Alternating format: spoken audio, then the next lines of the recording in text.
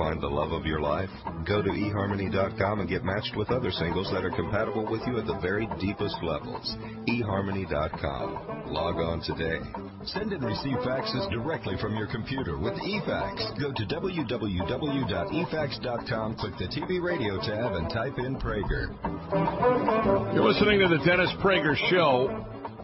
I want to check in with a woman running for Congress, Republican, New York's 5th Congressional District. Currently, the incumbent is Representative Gary Ackerman, who receives an F from the worst form of big spender by the National Taxpayers Union.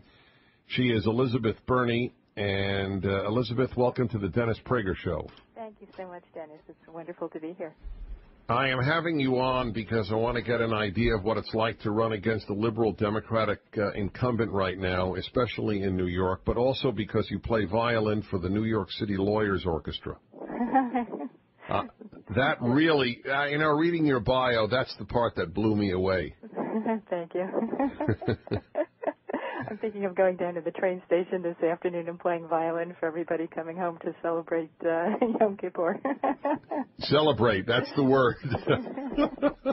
a happy 24-hour fast. Right. Anyway, what's the state of campaigning these days for a Republican against a Democratic incumbent? Oh, it's really fascinating. I mean, we're out there a lot.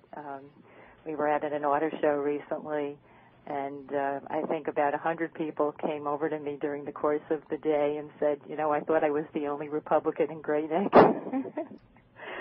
And, in Great Neck? In Great Neck? In Great Neck. That's where you are on Long Island. Long Island. That's one of the parts of the district. It's northeast Queens and northern Long Island. There are a lot of communities. Now I know why people would have said that to you. I know the area well. I lived in Whitestone for the last 3 years. I lived in New York. Uh-huh. And that's part of the district, too. Oh, really? Mm-hmm. So that's what they would say to you. So some people, a lot of people say they're really glad that I'm running and they really can't stand Ackerman. But you also, I remember at one concert where we were campaigning, there was a woman who sat in front, who just kept walking back and forth in front of me and said, "Oh, I hate Republicans. How can you be a Republican?"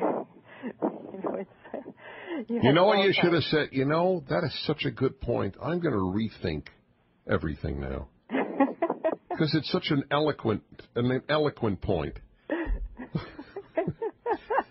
Listen, I've been telling my listeners that, and I am, of course, a passionate supporter of this ticket, but I've been saying to my listeners that the key points that need to be made just aren't being made by Senator McCain. Like last night in the debate, he mentioned in passing that Fannie Mae's biggest recipient per year of special interest money has been Barack Obama. Right.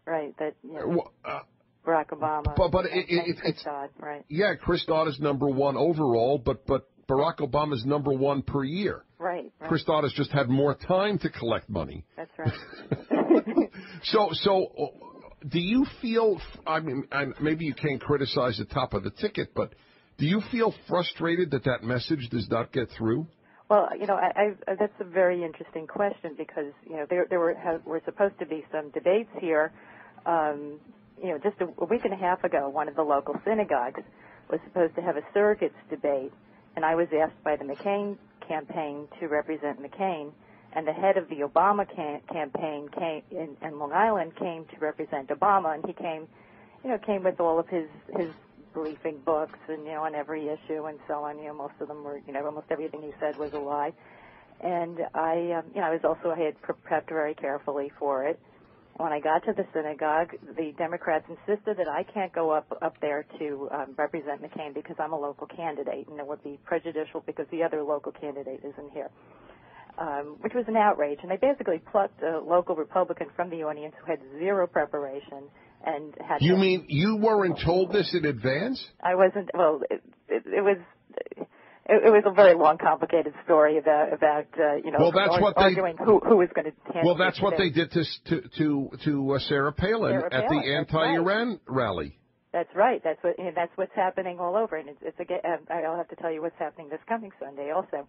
Well, no. What's happening this coming Sunday? This coming Sunday, Ackerman is coming, and he's coming to one of the local synagogues to again, talk about how Obama is supposedly good for Jews, which is not true at all. I mean, he's got, his friendship with Rashid Khalidi, and all of his anti-Israel advisors are horrible for Israel.